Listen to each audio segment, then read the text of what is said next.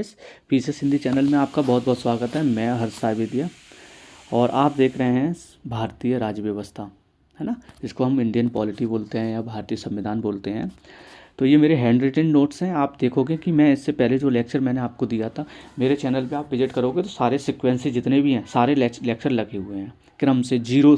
आप क्रम नंबर 1 से देखेंगे लेक्चर को तो आपके सारे कॉन्सेप्ट और जो फैक्चुअल हैं चीज़ें वो भी आपकी कंप्लीट होंगी। फैक्ट के साथ साथ कॉन्सेप्ट समझ में आएगा कि भारतीय संविधान की जो परिकल्पना है इसको पढ़ते कैसे हैं, किस तरीके से इसके जो शब्दों के जो अर्थ हैं, है ना, और जो कॉन्सेप्ट है वो सारी चीज़ें मैंने समझाने का प्रयास किया है। आप बिल्कुल लेक्चर 1 से देखें और जो लोग मेरे साथ बने हुए हैं लगातार तो आप देख ही रहे हैं, है ना। मैं कोशिश करूँगा कि आप इस चैनल को ज़्यादा से ज़्यादा लोगों तक शेयर कीजिए, वीडियो को शेयर कीजिए, ज़्यादा लोग लाभान्वित हों इससे, ठीक है। और आपसे रिक्वेस्ट है कि आप लाइक नहीं कर रहे हैं वीडियो को, लाइक ज़रूर करें जिससे हमें मोटिवेशन मिले। सजेशन और हमें सजेशन भी दे सकते हैं कमेंट के माध्यम से। चैनल को सब्सक्राइब भी कर सकते हैं, ठीक है।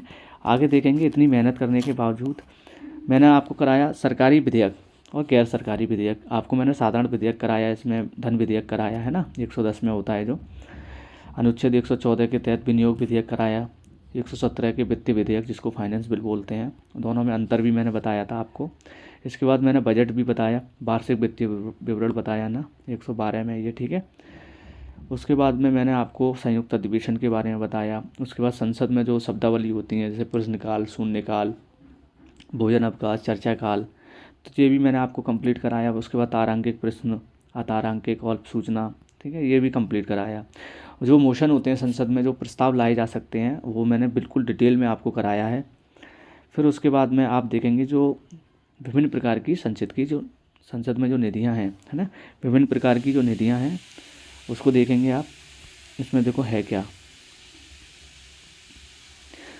तो भारत की संचित निधि अनुच्छेद 266 में है, आर्टिकल 266। इस निधि में सभी प्राप्तियां तथा ऋण अदायगी मतलब लोन से प्राप्त धन जमा कराया जाता है, टैक्स और सरकारी कामकाज, ठीक है।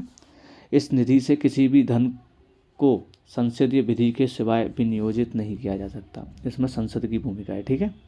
संवैधानिक पदों पर आसीन जो पदाधिकारी हैं उनके वेतन भत्ते इसी निधि पर भारित हैं, इसी निधि से दिए जाते हैं। कहने का मतलब ये है इसका।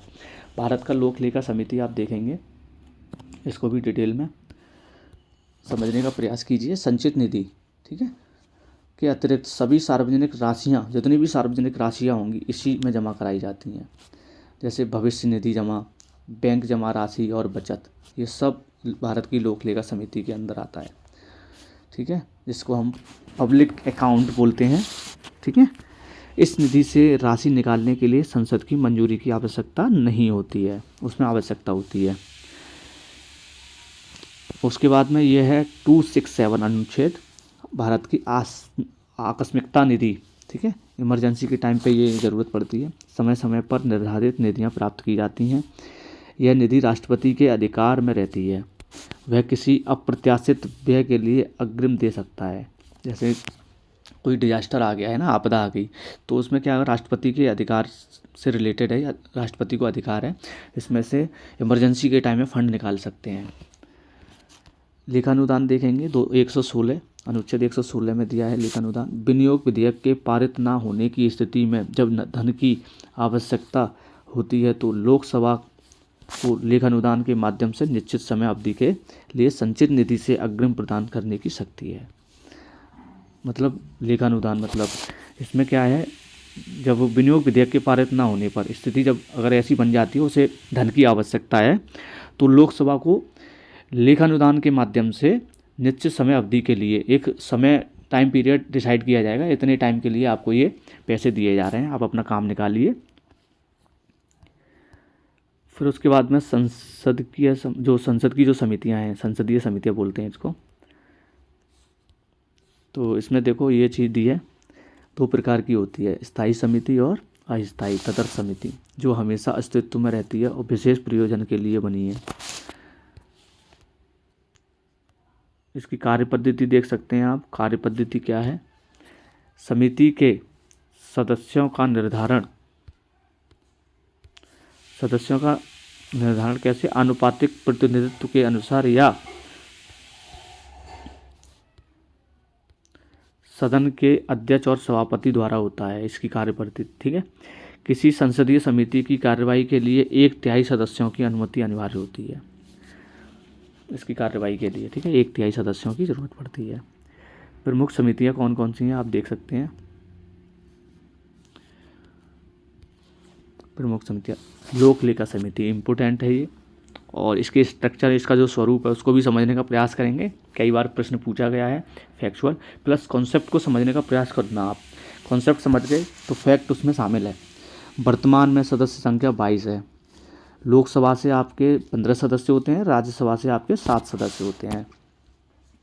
अध्यक्ष विपक्षी दल का कोई सदस्य होता है। ठीक है, यह परंपरा 1967 से चली आ रही है। कार्य इसका कैग के वार्षिक प्रतिवेदन का मतलब होता है रिपोर्ट। कैग की वार्षिक जो रिपोर्ट होती है उसकी जांच करना है। ठीक है, जिसको हम नियंत्रक महालेखा परीक्षक बोलते हैं, CAG। उसकी रिपोर्ट जो आती है उसका रिपोर्ट का क्या करता है, रिपोर्ट की जांच करता है ये लोक लेखा समिति। सदस्यों की सदस्यता अवधि 1 वर्ष से अधिक नहीं होती है। सदस्यों की सदस्यता अवधि 1 वर्ष से अधिक नहीं होती है। मंत्रिपरिषद का कोई सदस्य इसका समिति में शामिल नहीं हो सकता है। ठीक है, मंत्रिपरिषद जो कैबिनेट काउंसिल होती है उसका कोई सदस्य इसमें समिति में शामिल नहीं होगा। इस समिति के अध्यक्ष को लोकसभा अध्यक्ष द्वारा नियुक्त किया जाता है। अपनी रिपोर्ट लोकसभा अध्यक्ष को प्रस्तुत करती है। अपनी रिपोर्ट लोकसभा अध्यक्ष को प्रस्तुत करती है। यह समिति प्राक्कलन समिति के साथ मिलकर सार्वजनिक व्यय पर संसदीय नियंत्रण स्थापित करती है, इसलिए इसे प्राक्कलन समिति की जुड़वा बहन कहते हैं। अब आते हैं प्राक्कलन समिति, इसको भी समझ लेते हैं। देखो, वो सारी चीज़ें आपको समझने का प्रयास करना है कि लोक लेखा का कार्य क्या होता है, उसका स्वरूप क्या है, कार्य कैसे करती है, वही कॉन्सेप्ट है। कॉन्सेप्ट समझ के फैक्ट उसमें शामिल है। प्राक्कलन समिति सबसे बड़ी समिति है। लोक लेखा समिति की तरह वित्तीय कामकाज से संबंधित है ये। नंबर 2 पॉइंट देखेंगे ये, इसमें क्या है, स्थायी वित्तीय व्यवस्था समिति भी कहा जाता है इसको। अधिकतम सदस्य इसमें 30 सभी लोकसभा से होते हैं। ठीक है, इसमें लोकसभा से, उसमें 22 सदस्य थे लोक लेखा में, 15 सदस्य लोकसभा से और 7 राज्यसभा से। कोई भी मंत्री इसका सदस्य नहीं हो सकता, ऐसी उसमें ऐसी इसमें कोई भी कैबिनेट काउंसिल का। सदस्यों की सदस्यता 1 वर्ष की होती है। ठीक है, समिति का अध्यक्ष सत्तारूढ़ दल का होता है। इसमें अध्यक्ष कौन होगा, सत्तारूढ़ दल का, उसमें विपक्ष का। इसमें केवल लोकसभा के सदस्य होते हैं, राज्यसभा से नहीं। ठीक है, इसके बाद है लोक उपक्रम समिति। सारी आपको जितनी भी समिति हैं जो आपको पूछी गई हैं या फिर दी गई हैं, समझाई गई हैं संविधान में, वो सारी मैं आपको कंप्लीट कराऊंगा। कृष्ण मेनन समिति के सुझाव पर गठन किया गया इसका। इसमें 22 सदस्य होते हैं, लोकसभा से 15, 7 राज्यसभा से। मैंने फ्लो चार्ट के माध्यम से आगे समझाया भी है। सारी समितियां जितनी भी हैं फ्लो चार्ट के माध्यम से मैंने आपको दे दी हैं एक पेज में। सभापति लोकसभा से ही होता है। इसका कार्यकाल 1 वर्ष का होता है। यह समिति भी अपनी रिपोर्ट लोकसभा अध्यक्ष को ही देती है। याचिका समिति देखेंगे, इसमें सदस्यों की संख्या आप देखेंगे कि 15 है। जहाँ समिति सदस्य अध्यक्ष द्वारा नाम निर्देशित होते हैं। इसके कार्यकाल निश्चित नहीं है। इसका कार्य इसका लोकसभा को प्रस्तुत की गई याचिकाओं पर विचार करना या प्रतिवेदन मतलब रिपोर्ट प्रस्तुत करना है। यह एक कार्यकारी समिति है। लोकसभा की याचिका समिति में 15 सदस्य तथा राज्यसभा की याचिका समिति में 10 सदस्य होते हैं। तो याचिका समिति में 15 सदस्य तथा राज्यसभा की याचिका समिति जो होती है वो उसमें 10 सदस्य होते हैं। उसके बाद में विशेषाधिकार समिति। विशेषाधिकार समिति में आप देखेंगे सदन के सदस्यों के विशेषाधिकारों की रक्षा करती है।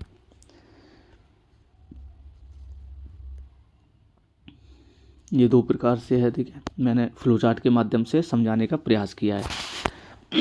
जैसे प्राक्कलन समिति आप समझेंगे, है ना। केवल लोकसभा में 30 सदस्य, ये कार्यकाल 1 वर्ष, प्रतिवेदन बहस नहीं होती। ठीक है, सबसे बड़ी संसदीय समिति, सदस्यों का चुनाव अनुपातिक प्रतिनिधित्व एकल संक्रमण मत पद्धति द्वारा। स्थायी मितव्ययिता समिति कहा जाता है इसको। अध्यक्ष सत्तारूढ़ दल होता है, ठीक है, अध्यक्ष इसका सत्तारूढ़ दल का होता है। तो इसकी जो रिपोर्ट है उसमें होता क्या है, सरकारी खर्च को कम करना, संगठन में कुशलता और प्रशासन में सुधार। फिर उसके बाद में ये देखेंगे आप लोक लेखा समिति, प्राक्कलन समिति देखी आपने,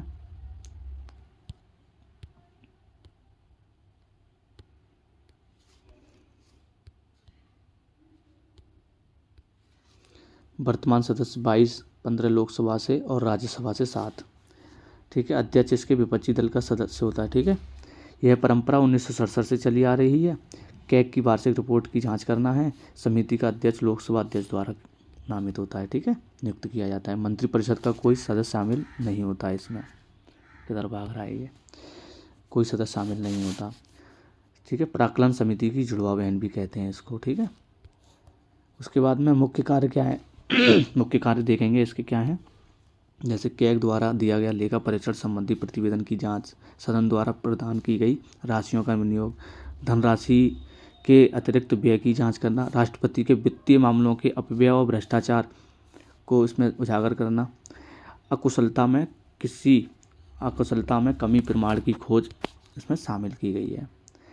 फिर उसके बाद में याचिका समिति है, जैसे याचिका समिति की कार्यकाल निश्चित नहीं है, ठीक है। सदस्य अध्यक्ष द्वारा नाम निर्देशित करते हैं। लोग इसमें सदस्य 15 होते हैं याचिका समिति में। कार्य लोकसभा पर प्रस्तुत की गई याचिकाओं पर विचार प्रतिवेदन रिपोर्ट प्रस्तुत करना है। यह कार्यकारी समिति है। लोकसभा याचिका समिति में 15 सदस्य और राज्यसभा से 10 सदस्य इसमें शामिल होते हैं। टोटल 25 बोल रहे हैं।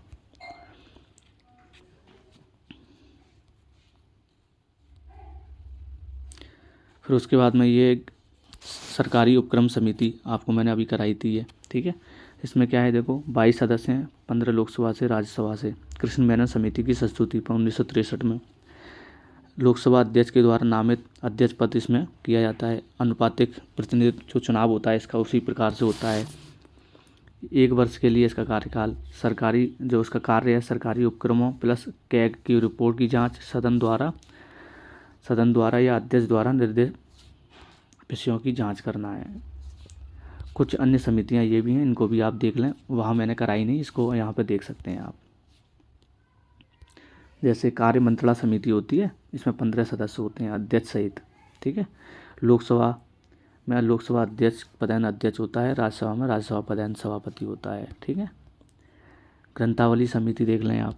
ग्रंथालय समिति में क्या होता है, 9 सदस्य होते हैं। लोकसभा में 6 सदस्य और राज्यसभा से 3 सदस्य। लोकसभा का अध्यक्ष इसमें अध्यक्ष होता है, राज्यसभा का अध्यक्ष इसमें अध्यक्ष होता है, ठीक है, जिसको हम सभापति बोलते हैं, राज्यसभा के सभापति। SC/ST कार्य मंत्रणा समिति, ये भी देख लें आप, ये भी इम्पोर्टेंट है, कई बार फैक्चुअल पूछ लिया गया है। 30 सदस्य होते हैं इसमें, लोकसभा से 20 और राज्यसभा से 10। लोकसभा उपाध्यक्ष इसमें अध्यक्ष होता है, ठीक है, यहाँ इम्पोर्टेंट है, ये याद रखना। SC/ST कल्याण संबंधी समिति, जो लोकसभा का उपाध्यक्ष होता है वो इस समिति का अध्यक्ष होता है। विशेषाधिकार समिति, सदन के सदस्यों के विशेषाधिकार की रक्षा की जाती है इसमें। नियम समिति में लोकसभा से 16 होते हैं, राज्यसभा से 15। तो मैंने जितनी भी समितियां थी वो उसमें कंप्लीट कराने का प्रयास किया है। एक बार इसको और देख लें, कैग का क्या कार्य है। भाग 5 में आता है भारत का नियंत्रक मालिका परीक्षक, जिसको हम ऑडिटर ऑफ कंट्रोल बोलते हैं, ठीक है। 48 से 151 तक इसमें अनुच्छेद की चर्चा की गई है। लोक निधि का अभिभावक बोलते हैं इसको, जो पब्लिक फंड है उसका अभिभावक है ये, क्योंकि यही रिपोर्ट पेश करता है किसको, लोक लेखा समिति को। पूरे वर्ष की रिपोर्ट पेश करता है ये। भारत का एक मालिका परीक्षक होगा जिसकी नियुक्ति राष्ट्रपति करता है, ठीक है, नियुक्ति राष्ट्रपति कर रहा है, ठीक है। पदावधि 6 वर्ष, 65 वर्ष की आयु, जो भी पहले हो। कहने का मतलब जैसे कोई व्यक्ति 60 वर्ष की अवस्था में लगा है तो वो 5 वर्ष उसका कार्यकाल हो गया, 60 से ले 61, 62, 63, 64, 65, 65 ईयर तक काम करेगा। मतलब कुल मिला के 6 वर्ष तक रहेगा, कुल मिला के ये है, चाहे कैसे भी समझ लो आप। इसके बाद में कैग भारत सरकार के लेखा परीक्षण की रिपोर्ट राष्ट्रपति को प्रस्तुत करता है। आर्टिकल 15 151 का सब क्लॉज 2 ये वाली बात बोलता है, राष्ट्रपति को प्रस्तुत करेगा। कर्तव्य और शक्तियाँ, इसकी जो पावर है 149 के तहत देखो, लोक लेखा समिति की बैठक में भाग ले सकता है, ठीक है। भारत की संचित निधि लोक लेखा के साथ साथ सभी राज्यों की आकस्मिकता निधि और लोक लेखा से किए गए सभी व्यय का लेखा परीक्षण यही करता है। राष्ट्रपति या राज्यपाल के निवेदन पर किसी अन्य प्राधिकरण या निकाय के लेखाओं के रूप को किस प्रारूप में रखा जाए ये बताता है ये, ठीक है। केंद्र सरकार के लेखा परीक्षण से संबंधित कार्यों के संदर्भ में राष्ट्रपति के समक्ष 3 लेखा परीक्षण प्रतिवेदन मतलब रिपोर्ट प्रस्तुत करते हैं। विनियोग लेखाओं पर लेखा परीक्षण रिपोर्ट, वित्त लेखाओं पर लेखा परीक्षण रिपोर्ट और सरकारी उपक्रमों का लेखा परीक्षण रिपोर्ट। प्रतिवेदन का मतलब रिपोर्ट है, ठीक है, आप ऐसे समझें। राष्ट्रपति इन दोनों सदनों के समक्ष रखवाता है। इनको किसके समक्ष रखवाता है? दोनों सदनों के समक्ष रखवाता है।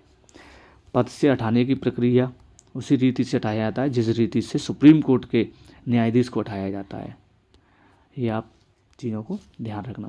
आगे मैं आपको अब यहाँ से आगे सुप्रीम कोर्ट यहाँ से स्टार्ट होगा हमारा, सुप्रीम कोर्ट, हाई कोर्ट और डिविजनल कोर्ट, तीनों कोर्ट को एक साथ करा देंगे। फिर मैं कंपेयर भी करा दूंगा, तुलनात्मक अध्ययन भी मैं आगे कराऊंगा, मैंने दे रखा है, ठीक है। आज इसको यहीं रखते हैं, फिर कल से हम आपको ये कराएंगे भारत का उच्चतम न्यायालय जिसको हम सुप्रीम कोर्ट बोलते हैं, ठीक है।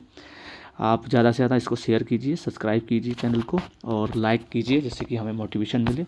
सजेशन के कमेंट के माध्यम से हमें सजेशन भी दे सकते हैं। Thank you.